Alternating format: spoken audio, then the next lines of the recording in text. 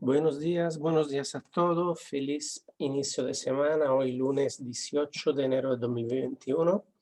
Seguimos con la lectura de este increíble libro. Lo dejamos en Libertad o muerte en una decisión.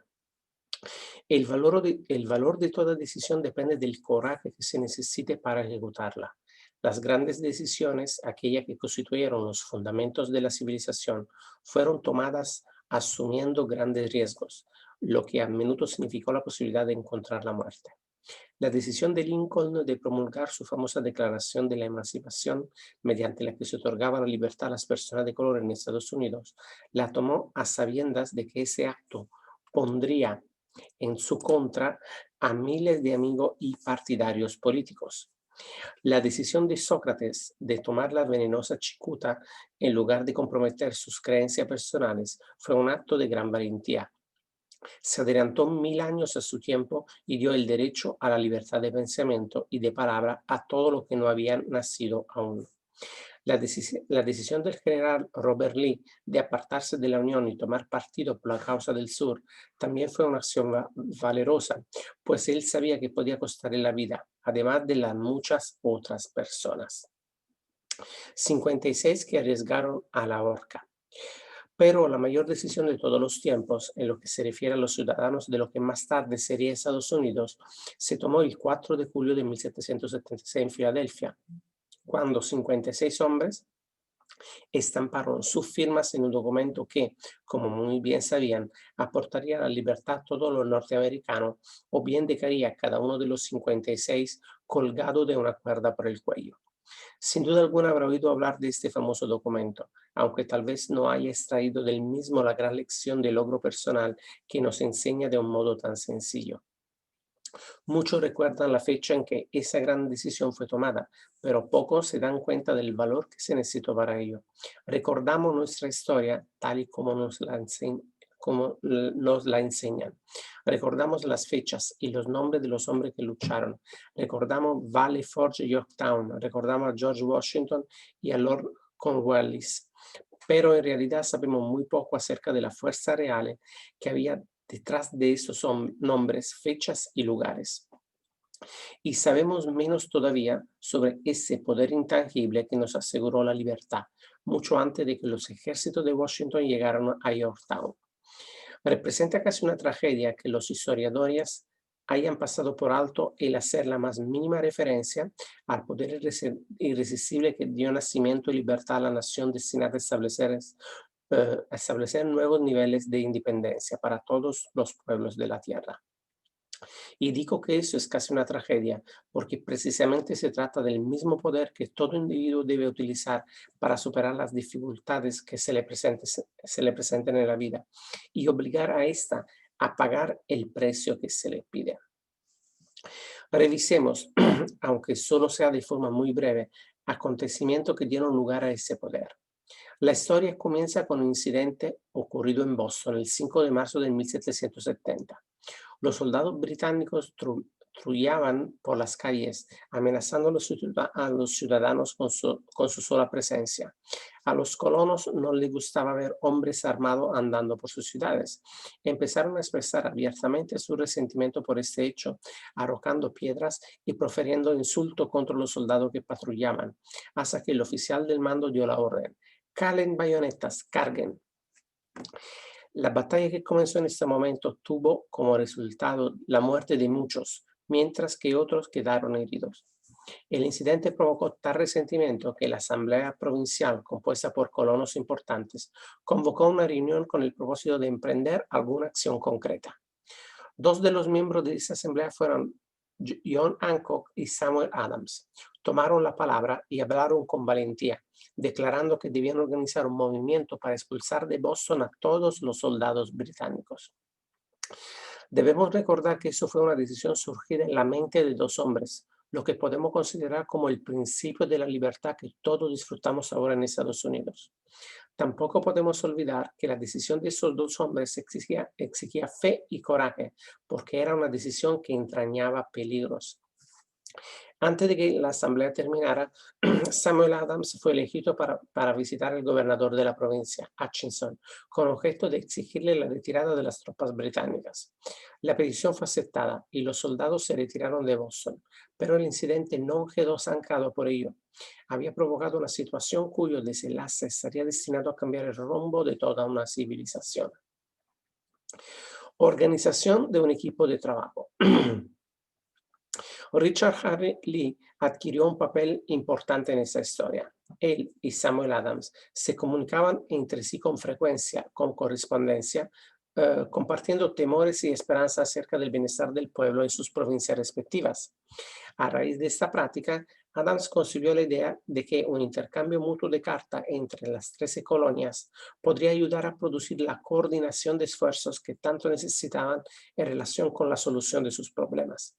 2 años después del enfrentamiento con los soldados británicos en Boston, en marzo de 1772, Adams presentó esa idea ante la Asamblea en forma de una moción para que se estableciera un comité de correspondencia entre las colonias, que contara con corresponsales nombrados en cada una de las colonias, con el propósito de una cooperación amistosa para la mejora de las colonias de la América Británica.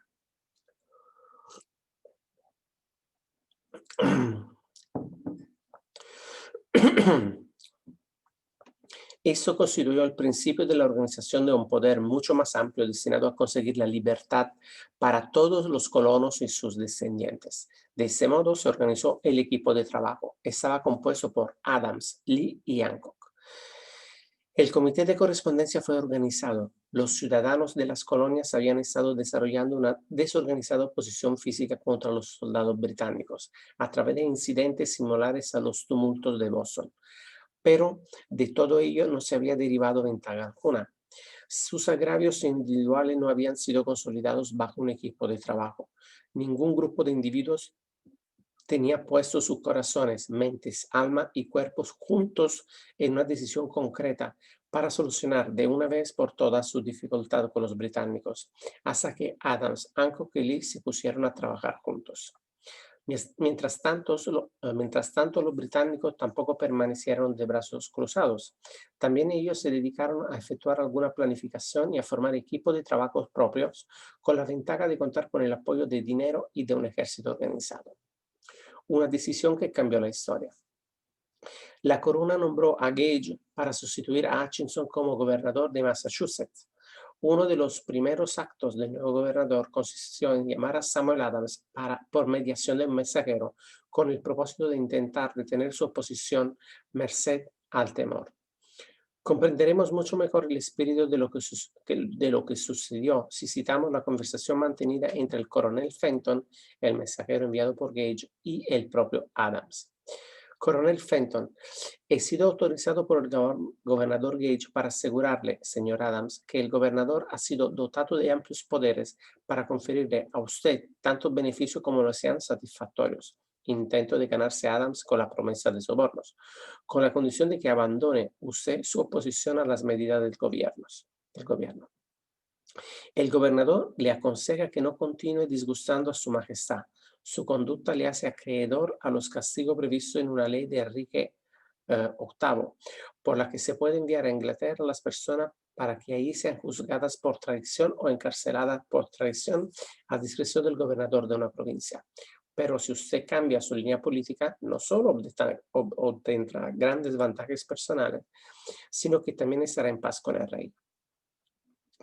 Samuel Adams tenía que escoger entre dos decisiones: cesar en su oposición y recibir recompensas personales por ello, o continuar y correr el riesgo de ser ahorcado.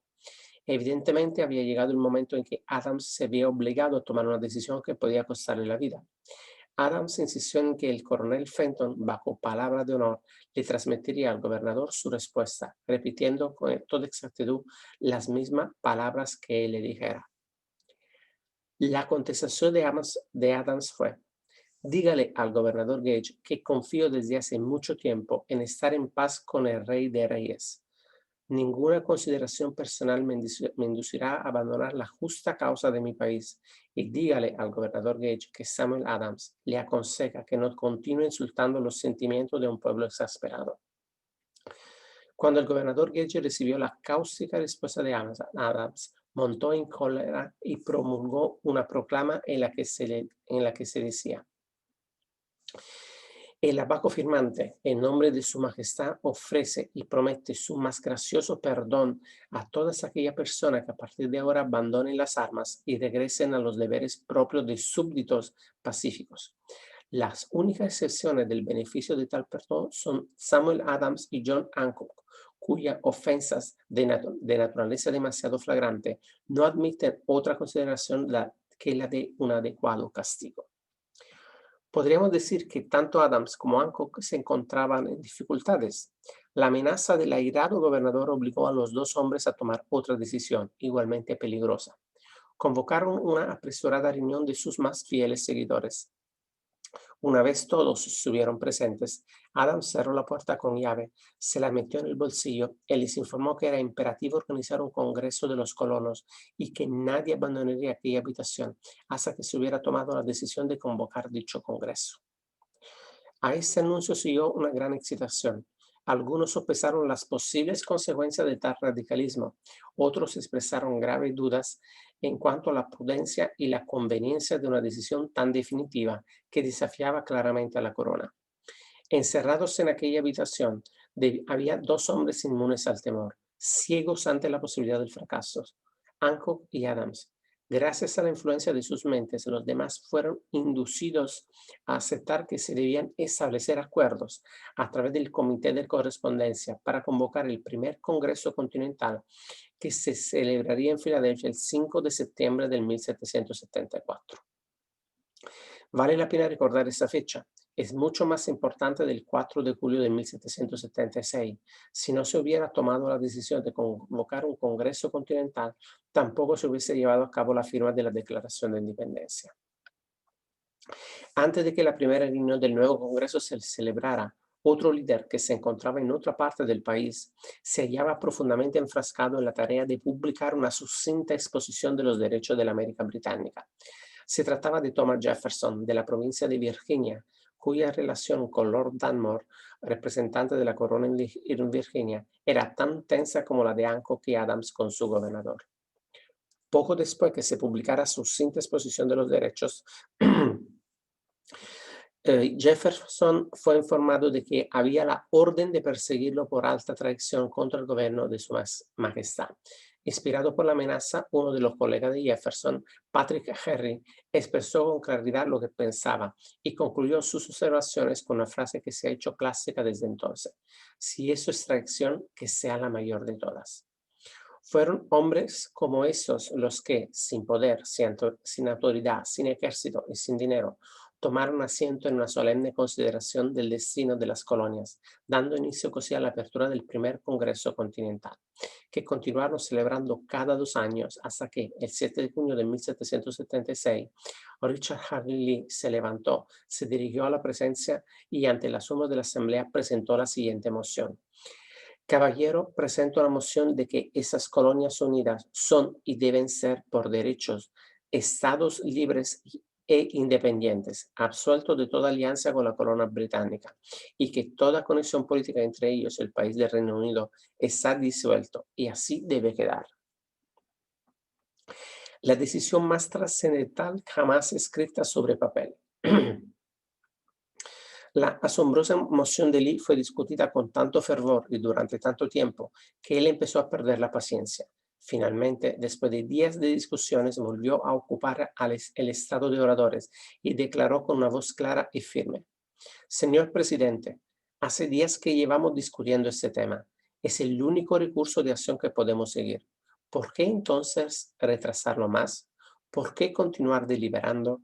Que ese día feliz de nacimiento, que ese día feliz de nacimiento en la República Americana, que se levante no para devastar y conquistar, sino para restablecer el reino de la paz y de la ley.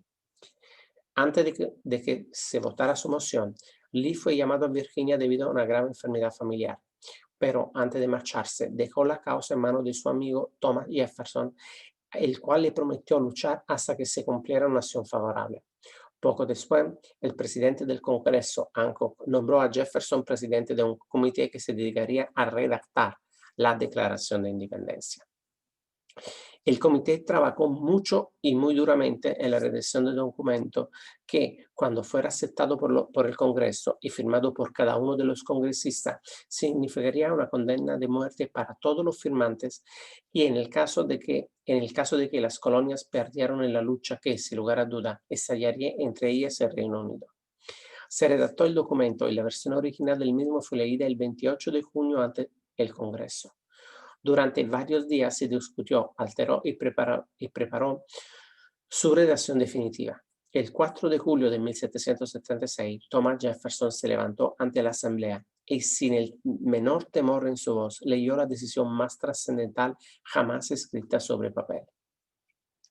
Cuando en el curso de los acontecimientos humanos se hace necesario que un pueblo disuelva los lazos políticos que lo han conectado con otro y asuma entre los poderes de la tierra el estado separado e igual a que las leyes divinas y naturales le dan derecho, un respeto decente por las opiniones de la humanidad exige que ese pueblo declare las causas que lo impelen a la separación. Cuando Jefferson hubo terminado de leer, se votó la aprobación del documento, que fue aceptado, y después los 56 hombres presentes lo firmaron. Cada uno de ellos ponía en juego su propia vida, con la decisión de estampar su firma en aquel papel. Gracias a esa decisión, una nación surgió a la existencia, una nación destinada a aportar para siempre a la humanidad el privilegio de tomar sus propias decisiones.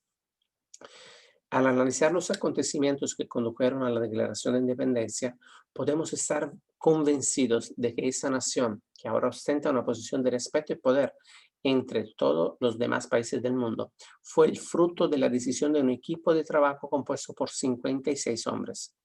Observe bien el hecho de que su decisión fue lo que aseguró el éxito a los ejércitos de Washington, porque el espíritu de esa decisión estaba en el corazón de cada uno de los soldados que lucharon con él y sirvió como un poder espiritual que no reconoce lo que es el fracaso.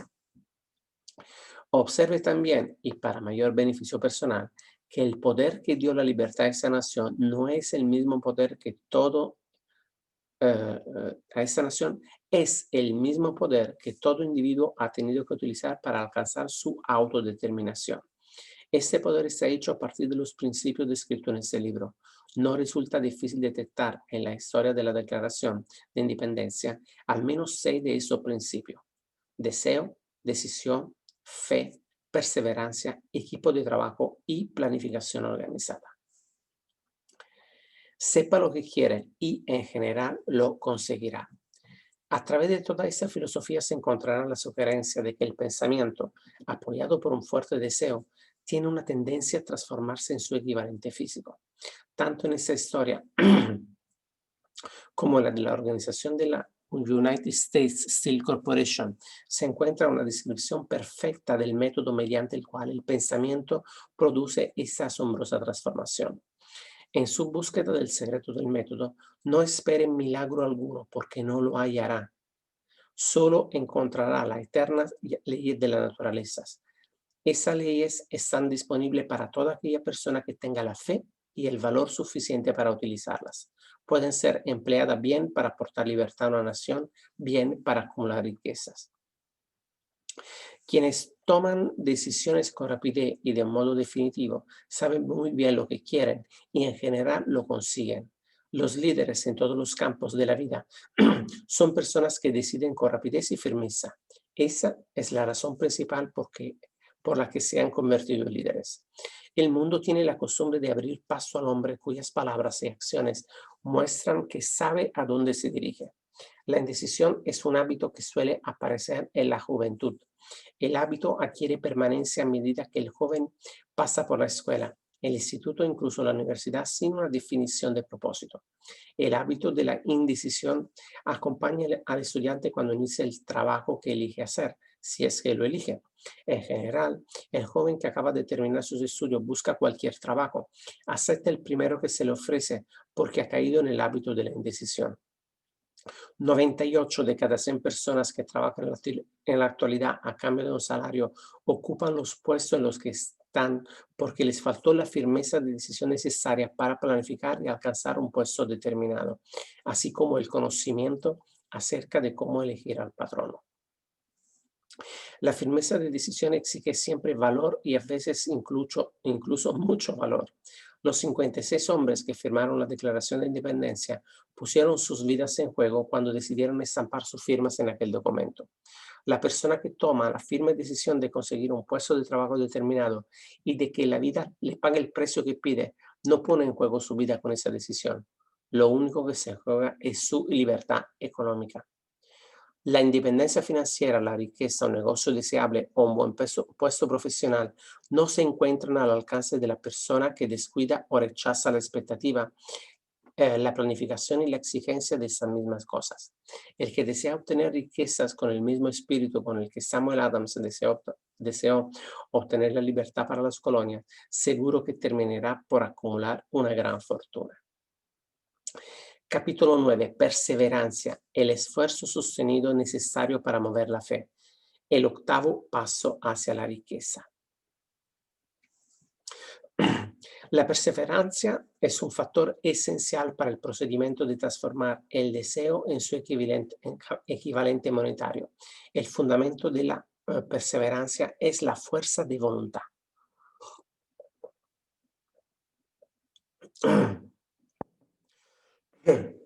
Cuando la fuerza de voluntad y el deseo se combinan adecuadamente, forman una asociación irresistible. En general, los hombres que acumulan grandes fortunas son conocidos como fríos, a veces como despiadados incluso. A menudo son mal interpretados. Lo que tienen es fuerza de voluntad, que ellos combinan con la perseverancia, utilizando ambas cosas para apoyar sus deseos y asegurarse así el logro de sus objetivos. La gran mayoría de la gente está preparada para echar por la borda sus objetivos y propósitos, abandonándolos a la primera señal de oposición o desventura.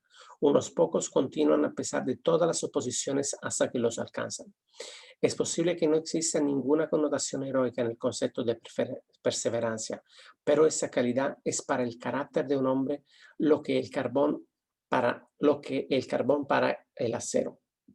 En general, la formación de una gran fortuna implica la puesta en práctica de los 13 factores de esa filosofía.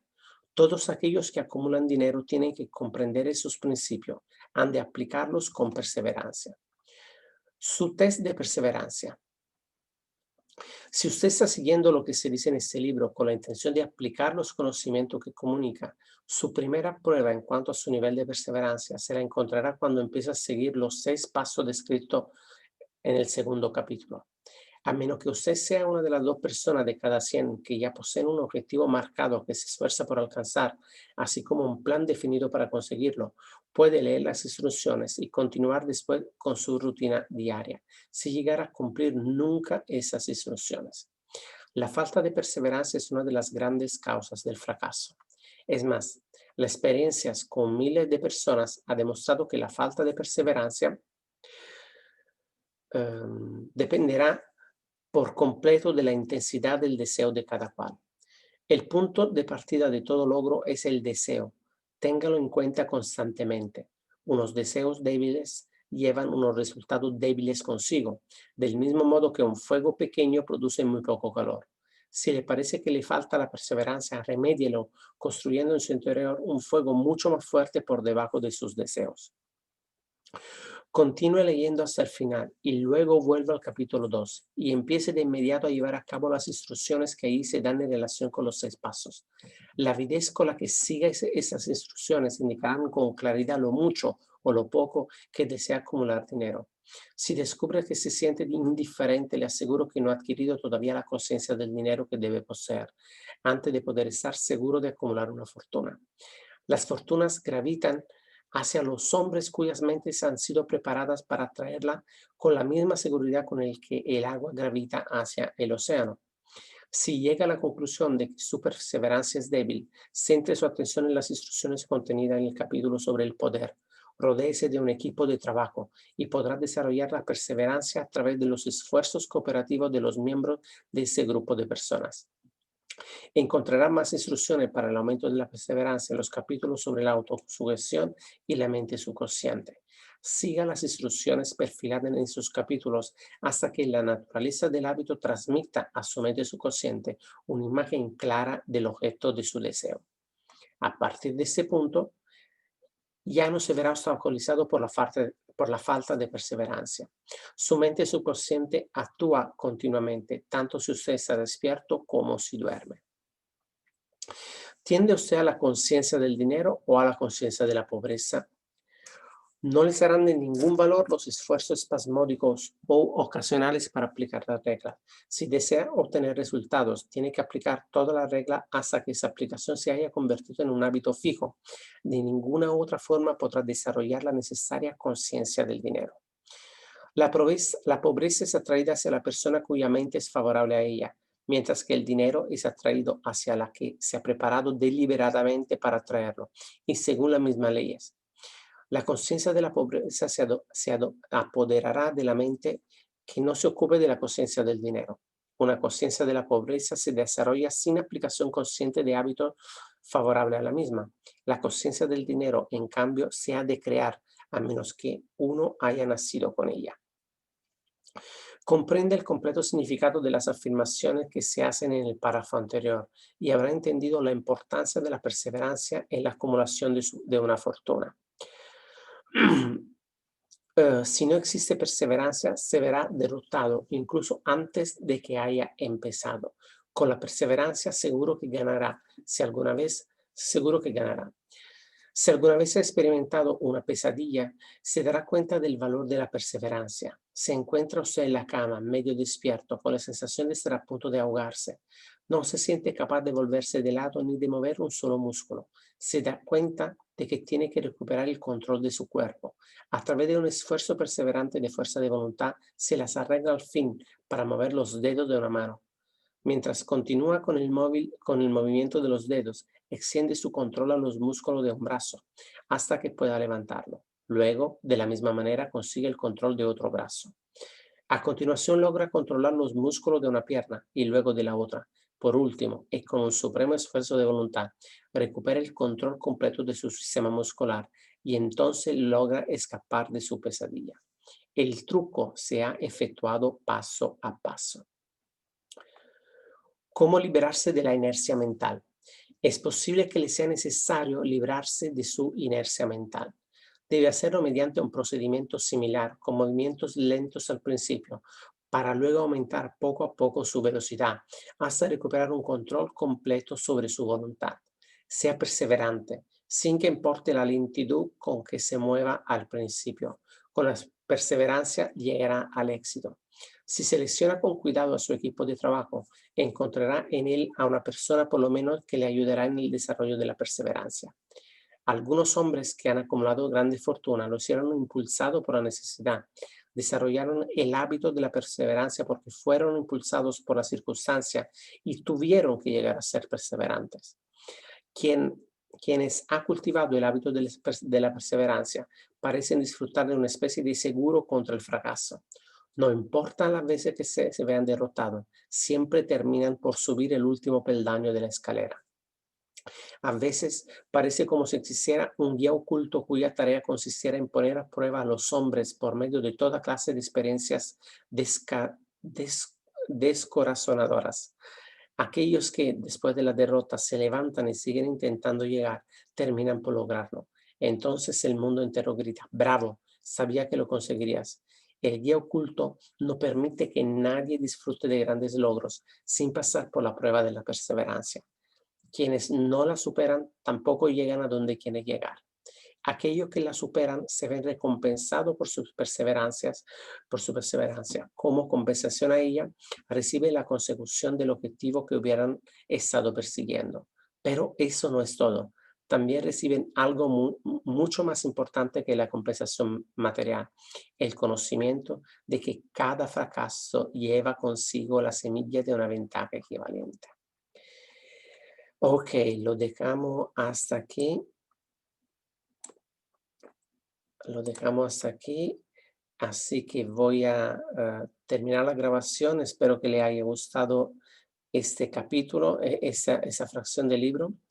Y nos vemos mañana para seguir con Elévase por encima de su fracaso. Así que tengan un día fantástico y nos vemos mañana.